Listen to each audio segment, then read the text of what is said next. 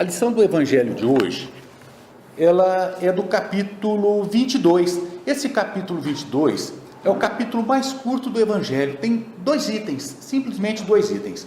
Nós temos o capítulo 5, que é Bem-aventurados aflitos, que são 31 itens. Esse capítulo 22 são só 2 itens. E o título do capítulo é Não separeis o que Deus juntou. Os 2 subtítulos são Indissolubilidade do casamento e o divórcio. Esse evangelho, ele foi editado em 1864. Então nós podemos notar que isso há mais de 150 anos veio o evangelho segundo o Espiritismo, e naquela época já era preocupação a respeito da indissolubilidade do casamento, porque muitas religiões não admitem essa dissolução desse laço, que diz que é o que Deus juntou, o homem não pode separar. Mas isso vai depender das interpretações à época em que foram faladas por Jesus. Por quê?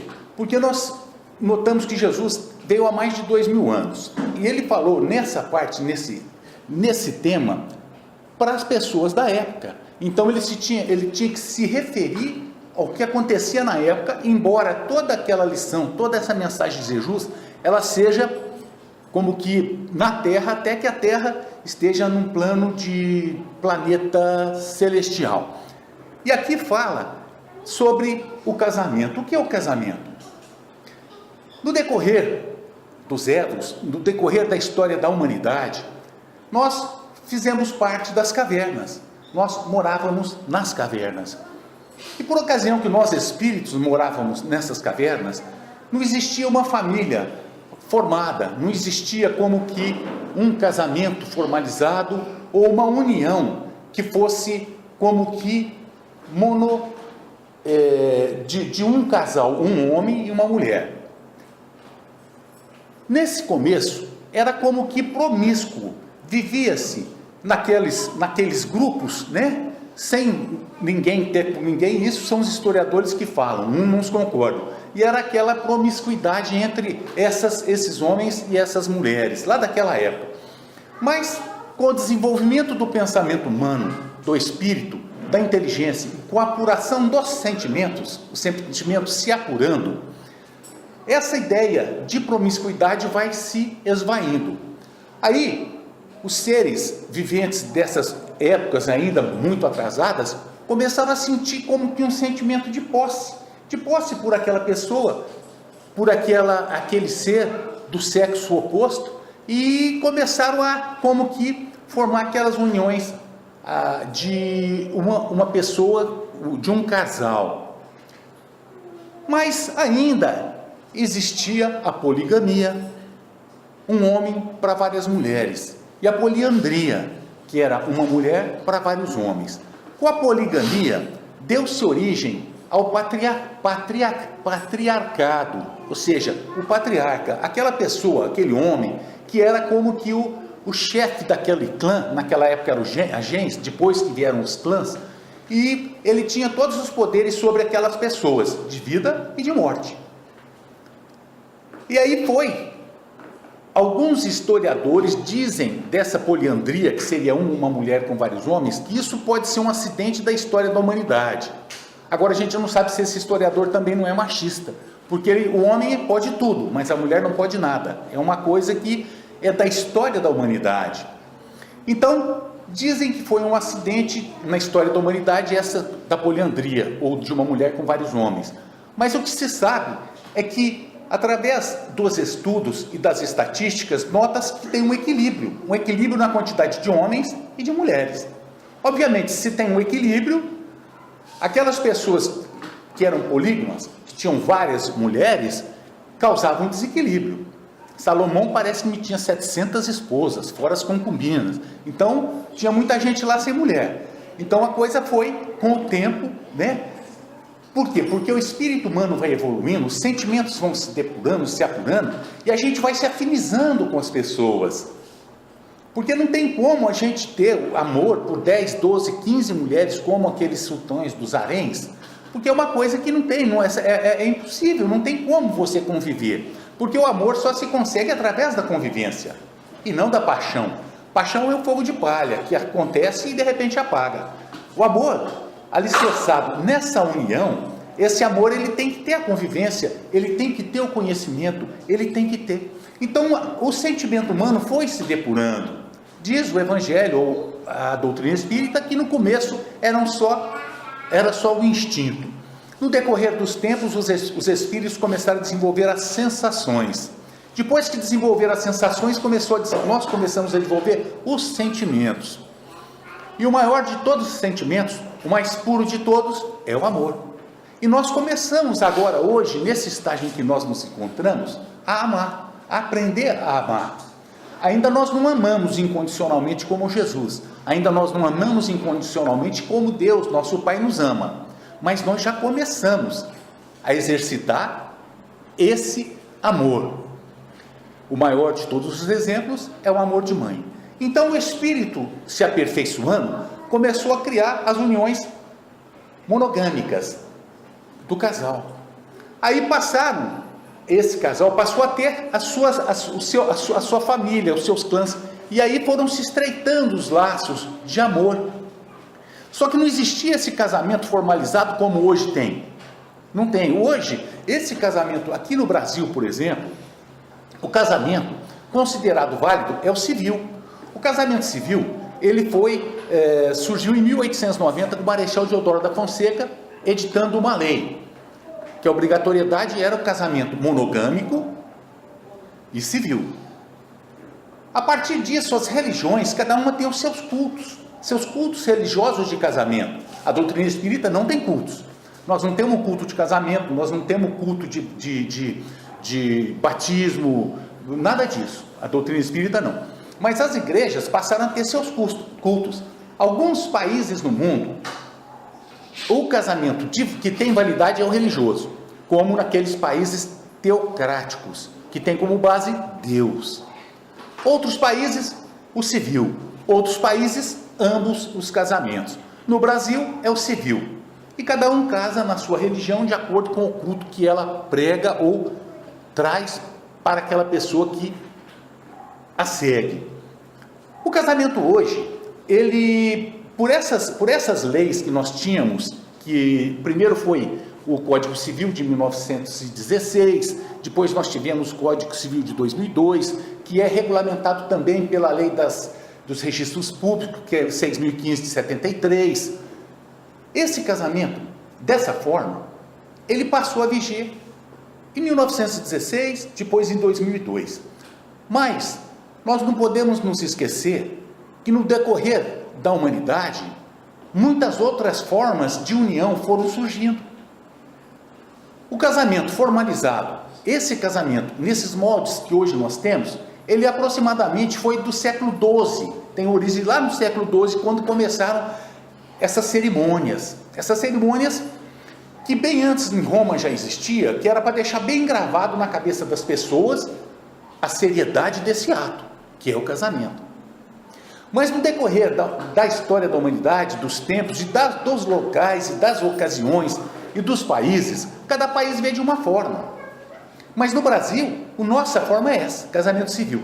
Só que outras uniões foram surgindo, que nós não podemos negar vamos dizer assim, status de família, de núcleo familiar. E essas uniões hoje estão regulamentadas por lei, como a união estável entre um homem e uma mulher, que não é o casamento, não se casa, não casou formalmente pelas leis civis. Então eles moram juntos a um determinado tempo sem que tenha um impedimento. O impedimento qual que é? O concubinato. Concubinato é a pessoa casada que vive com a sua esposa e também tem uma outra mulher. Esse concubinato ele não pode ser reconhecido, mas a união estável entre um homem e uma mulher, sim.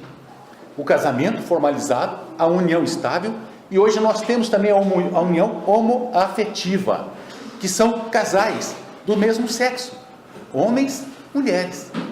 Essa união, ela hoje está sendo aceito o casamento civil dessas uniões, que a partir de 2011, quando o Supremo Tribunal Federal reconheceu a existência dessa sociedade homoafetiva, a ser considerado também como um casamento. Tanto é que eles podem adotar, que podem fazer várias coisas como fossem um casal, realmente são um casal. Mas por que todas essas uniões? Por que? O que acontece? Por que se unem as pessoas? Há muitos e muitos anos se uniam primeiro por interesse. Vários reis, várias rainhas, vários países, para que fortalecesse, fortificasse os seus países, se uniam. Pessoas da Espanha com de Portugal, uma princesa, um príncipe da Espanha, uma princesa de Portugal, se uniam para unir suas forças. E isso aconteceu em vários países. Em países lá do Oriente Médio e até aqui no Brasil, muitas uniões, casamentos, os pais é que escolhiam, você vai casar com essa pessoa. E essas pessoas só conheciam a sua esposa ou o seu marido no dia do casamento. Ora, Maria foi prometida a José. José não conhecia Maria ainda. Então, no decorrer dos séculos, de muitos e muitos anos, e hoje em alguns países ainda é escolhido pelos pais quem vai casar com a sua filha e quem vai casar com o seu filho. Mas essa união, normalmente, ela é fadada ao fracasso. Porque se essas duas pessoas, elas não têm um relacionamento amigável, amoroso, de entendimento, existe um rompimento. Esse rompimento, fatalmente, vai fazer com que se separem.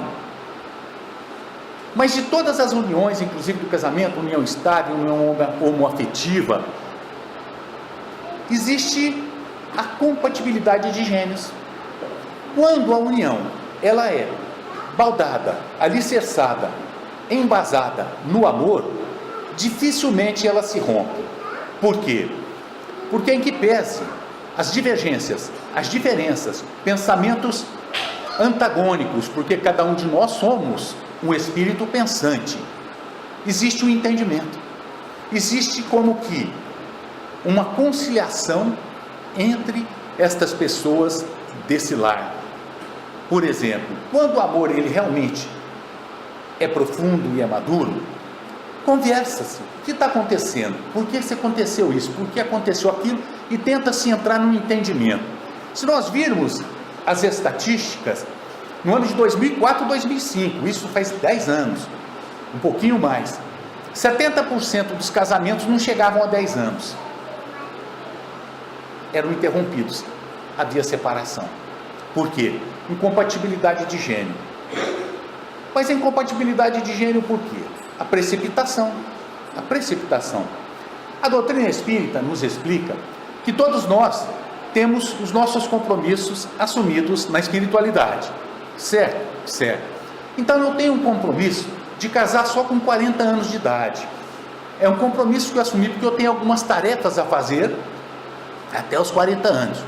Mas no decorrer dos 20, 30, eu começo a ficar preocupado. Mas eu não caso? O que está acontecendo? Talvez a sua prova seja até de não casar. Aí ela precipita a pessoa. Ela se sente como que apaixonada por um outro ser, forma união. Só que a hora que vai ver, não era aquilo, porque existe uma incompatibilidade. Foi como um fogo de palha, uma paixão, apaixonou. Mas no dia a dia é diferente. Quando a gente acorda, a gente olha para o lado, a pessoa está despenteada, está descabelada, não escovou os dentes. A pessoa não é todo dia que está bem. Ela quando, nós somos assim, qualquer um de nós é assim. Não é todo dia que nós estamos bem.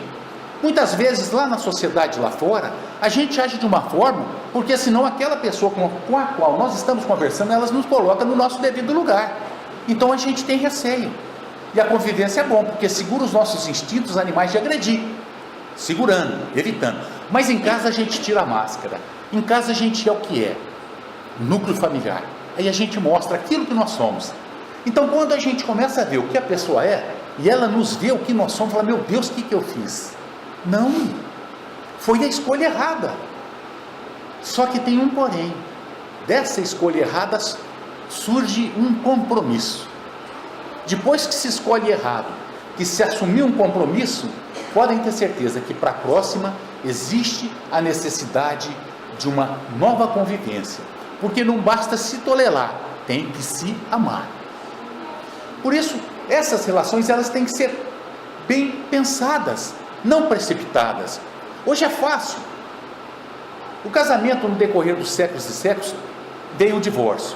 O divórcio era muito formal, inclusive só era feito judicialmente. Hoje é feito em qualquer cartório. Chega o casal lá, divórcio consensual, desde que não tenha incapaz e que não tenha briga, vai lá, o cartório, faz a escritura, o advogado tal, está separado, está divorciado, está fácil.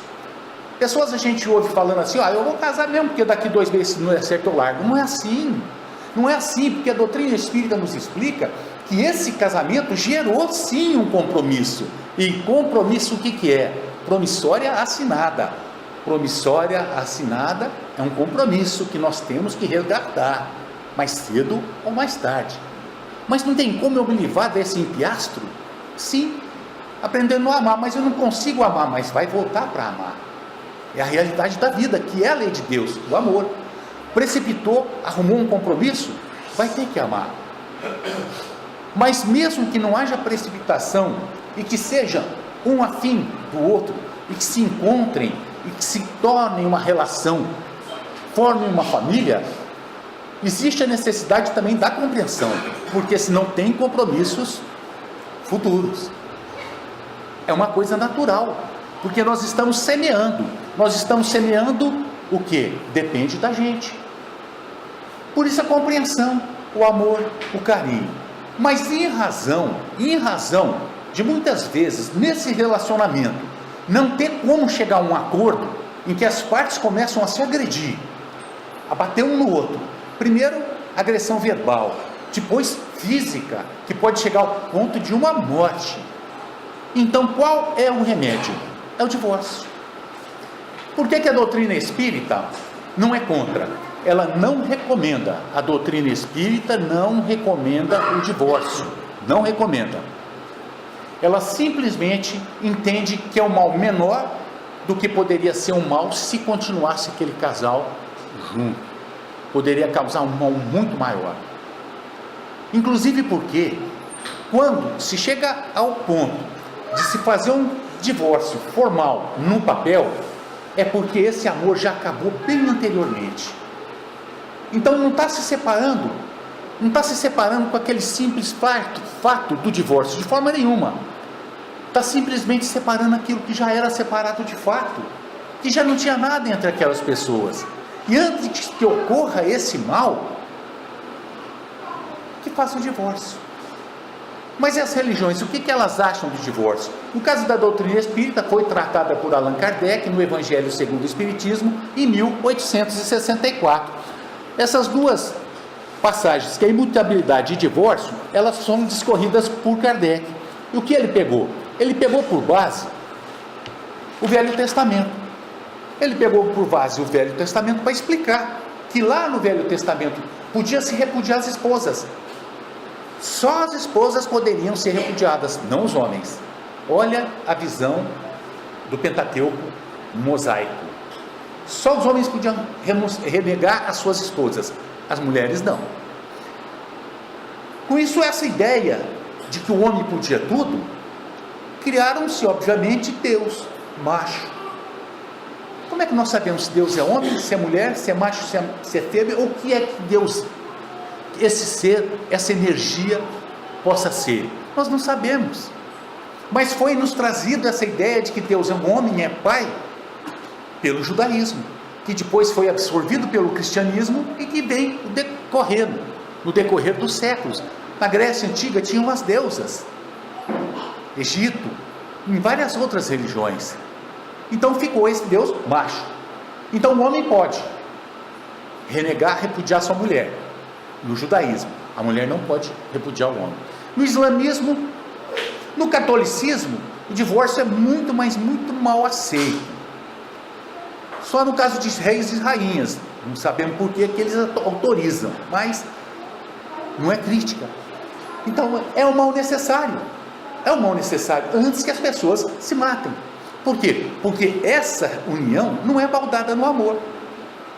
Foi no interesse, foi na precipitação, foi num dia de carnaval em que acontece um ato sexual e essa menina engravida, aí os pais do rapaz são muito rígidos, não vão ter que casar. Casou, não dá 2 anos, estão separados. mas surgiu um compromisso. E esses compromissos, nós conseguimos fazer com que sejamos os seus herdeiros em várias e várias áreas, não só na área do casamento. Na área da lesão das pessoas. Eu sou um comerciante muito esperto. Aí eu começo a enganar os meus clientes. Anoto um pouco a mais numa fatura, um pouco a mais numa outra. Eu falo, ninguém vai ver mesmo, é só um pouquinho. Mas Deus está vendo. E principalmente a nossa consciência. Hoje, eu não me conscientizo de que esse ato é um ato errado. Que eu estou lesando a alguém. Que eu estou assumindo um compromisso. E eu continuo praticando. Aí eu desencarno. Quando eu desencarno, todos esses atos das nossas vidas, tanto os bons quanto os ruins, eles voltam à nossa mente. E pouquinho antes da gente morrer, passa como que um filme das nossas vidas. E quando a gente vê o que fez, a gente começa a se arrepender. Aí ele fala, meu Deus, quanto erro eu cometi com essas pessoas. Muitas vezes pessoas que não tinham quase o necessário, mas precisavam de fazer uma compra e eram espoliados por aquela pessoa. Surgiu um compromisso. Da mesma forma, esses compromissos surgem no nosso dia a dia, no trânsito. Nós passamos por um sinal vermelho, não acontece nada.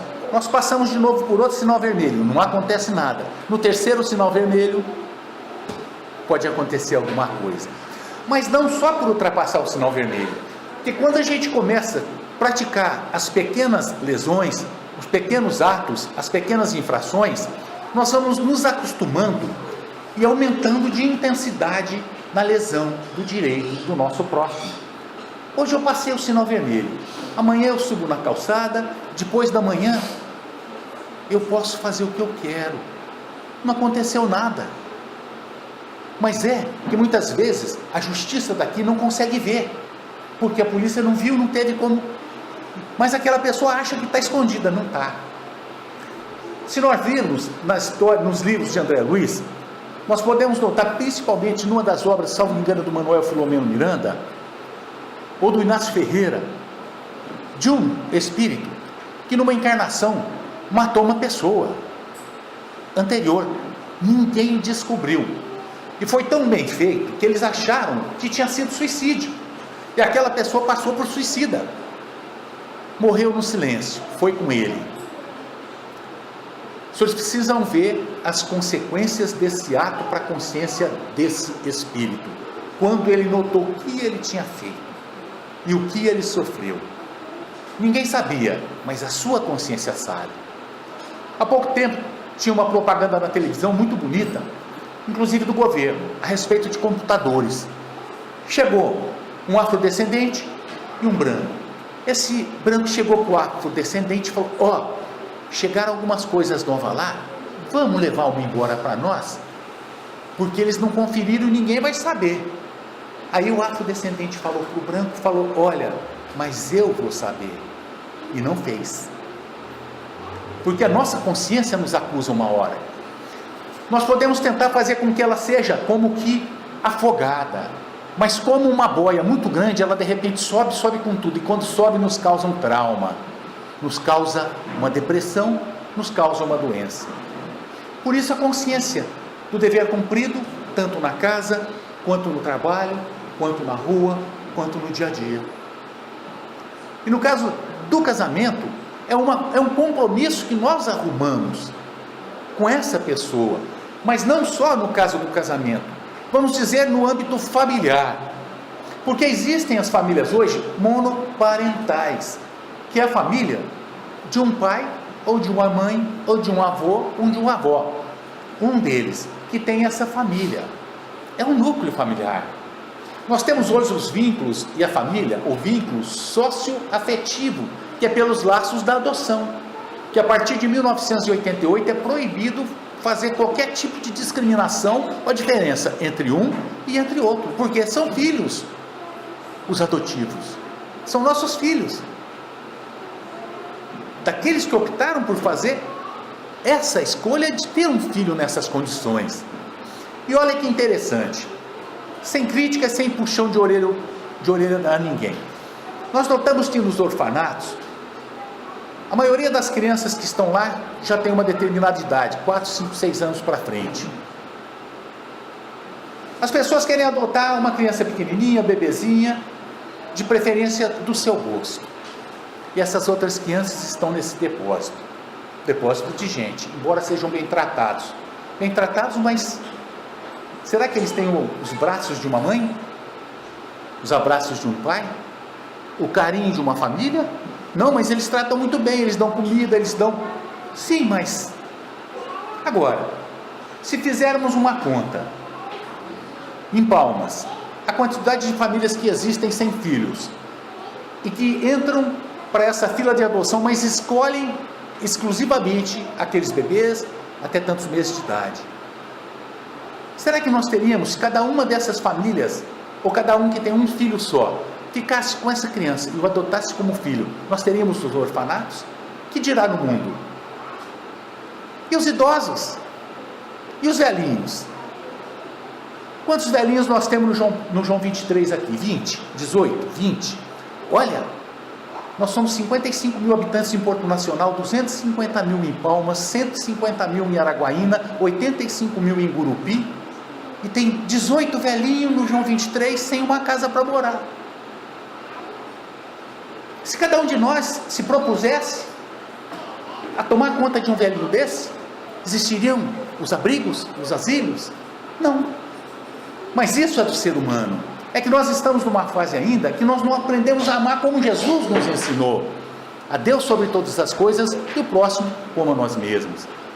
Então, em todos os âmbitos da nossa vida, nós temos que colocar Jesus nas nossas vidas, a partir desse núcleo familiar. Independentemente de que núcleo que sejam 2 pais, como um homem, 2 homens, 2 mulheres, um pai e uma mãe, que seja quem for. Tão certo, tão errado, vai da consciência de cada um. Ah, mas eu deixei a minha mulher, sou casado com outra. Está feliz? Estou feliz. Se sente culpado de ter separado? Não. A tua esposa se sente culpada? Ou ela tem mágoa sua? Não. Então não tem compromisso. Mas a sua esposa tem mágoa? Nossa, ela quer me matar. Então tem compromisso. E esse compromisso é da lei. Compromisso assumido, promissória assinada. Isso é tudo na vida. Então esse núcleo familiar é onde nós vamos começar a exercitar o amor, o verdadeiro amor. É nesse núcleo familiar que nós temos que nos entender. Os pais com seus filhos, se não tem pais são avós, seus avós com aqueles que são considerados seus filhos. Não, mas eu moro com um amigo bem mais velho que é o meu pai, então ele é o seu pai. Porque naquele momento daquela vida, ele está te acolhendo. Os braços daquela pessoa que está te dando abrigo. Esses são seus pais. Conviver nesse núcleo familiar com amor, com carinho, com respeito. E se temos, ou se tivermos um parente difícil, esse parente difícil não é a nossa cruz, é o nosso professor. Porque ele está nos ensinando o quê? O amor, o perdão, a paciência. Nós que tentamos exercitar a paciência, nada melhor de um parente difícil para exercitar a paciência, que nos cutuca a todo momento, que nos alfineta a todo segundo, fala, meu Deus, o dia que a gente conseguir receber uma alfinetada, olhar para ele e falar, puxa vida, como eu te amo, acabou, conseguimos dominar nós mesmos. Porque quem perde a paciência é porque não tem, porque nós não perdemos o que nós não temos. Se perde paciência, é porque não tem a paciência. E esse parente difícil é o nosso exercício de amor. Gente, mas a minha mulher é difícil, ela não é não, isso é um modo de dizer.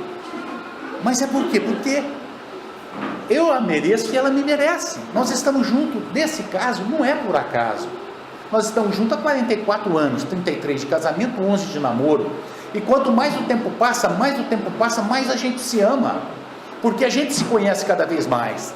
Namorando 11 anos, nós casamos. Quando nós casamos, nós ouvimos que nós não conhecíamos uns aos outros em 11 anos de casado. Por quê? Porque nós não estávamos o dia a dia juntos. Porque quando se encontra esporadicamente, porque quando filhos de pais separados gostam muito de passear naquele pai com o qual ele não vive. Porque quando ele encontra o pai ou a mãe naquele final de semana, é só festa, é churrasco, é brincadeira, é praia. Mas no dia a dia, ou está com aquela mãe ou com aquele pai, é difícil, porque a educação de uma criança é difícil. E muitas vezes nós temos que falar não. Então essa convivência é assim, ela tem que ser duradoura e através do tempo que vai. Mas hoje eu tenho incompatibilidade. Tentaram se matar? Não. Então lute para conseguir ficar junto e se amar. Porque senão vamos ter que se amar a qualquer momento, a qualquer hora. Eu tinha pedido para a Léa comprar em Palmas velas, aquelas velas de óleo, não sei, os jovens eu acho que nem conhecem. Antigamente tinha umas velinhas, vela de acender, que a gente põe um copo, água, óleo, põe a velinha. Essa velinha, ela fica boiando aqui em cima, acesa, até acabar o óleo, chegar na água, aí ela apaga. Aí eu tinha pedido para ela comprar em Palmas 3 velinhas, que nós íamos colocar 3 copos, com água e com óleo. Colocar a velinha num copo que tivesse o óleo mais ou menos na metade para cima. No outro copo que tivesse só 2, 3 milímetrozinhos de óleo e num que não tinha nada. Nesse que não tem nada, é a paixão. É o fogo de palha. Acende, de repente apaga. Aí a gente joga no copo d'água, fica só aquelas cinzas boiando. Aquela paixão, fogo de palha, apagou. Mas restaram as cinzas. E essas cinzas sujaram a água desse copo, que vai precisar ser filtrada através das reencarnações, até que a água esteja limpa. Aquela que tem só um pouquinho de óleo, mas que a gente não alimenta, ela fatalmente vai cair na água da incompreensão, do ódio, da revolta, da desavença. E quando ela cai na água dessas desvirtudes da alma de ambos, nesse casamento, ela se apaga.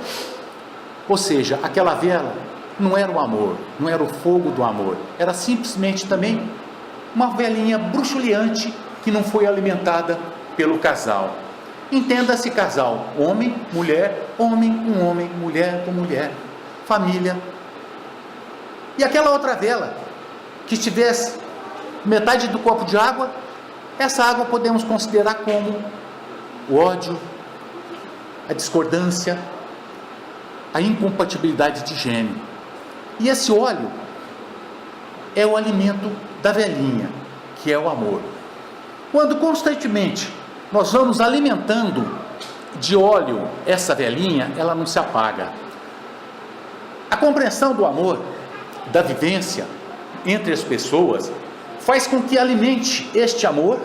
Através desse óleo, essa velinha permanece acesa, não caindo aqui embaixo, nas desavenças, nas discórdias e no desamor. Por quê? Está sempre sendo alimentado pelo óleo do amor. Então, aquela chama não se apaga.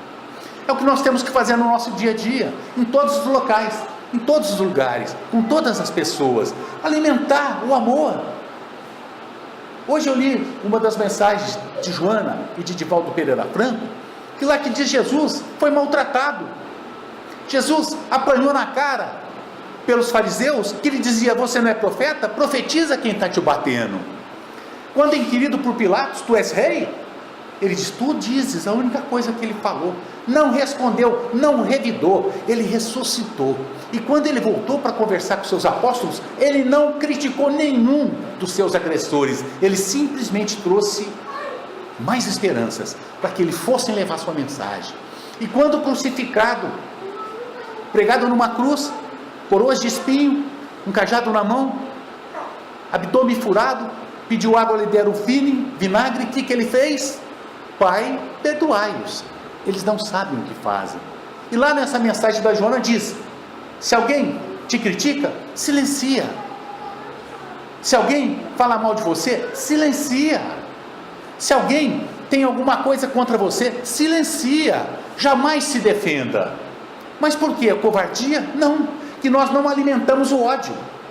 Porque se formos entrar numa altercação, numa discussão, nós vamos alimentar o ódio daquela pessoa.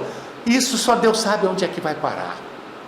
Porque o ódio é como uma bola de neve, que vai pouco a pouco, crescendo. Por isso compreensão, por isso carinho, por isso amor. Por isso, o Evangelho de Jesus nas nossas vidas. Não importando as condições que hoje nós estejamos ou que nós possamos nos encontrar, se hoje nós estamos em situação difícil com aquelas pessoas com as quais nós convivemos, é o momento de começarmos nosso realinhamento. Por quê? Porque ainda, graças a Deus, isso já é para nós, não para eles. Nós estamos encarnados, tendo a oportunidade, como disse Jesus, vá, reconcilia-te com o seu adversário, depois vem e deixa a sua oferenda. Evangelho de Jesus. Estamos numa situação difícil? Evangelho de Jesus. Está numa situação quase que impossível de se sair? Evangelho de Jesus. Mas eu estou sozinho. Nunca nós estamos sozinhos. Por mais sozinhos que nós estejamos, nós estamos com Deus. E se nós estamos com Deus, quem pode ser contra nós? Por isso essa mensagem de amor, não só em relação ao casamento, mas em relação à convivência de todas nós, todas as pessoas, porque nós dependemos sempre uns dos outros. Que possamos pôr essa mensagem de Jesus, de colocar essa mensagem de Jesus nos nossos dias, fazendo aquilo que Ele nos ensinou, quando Ele ensinou aquele doutor da lei.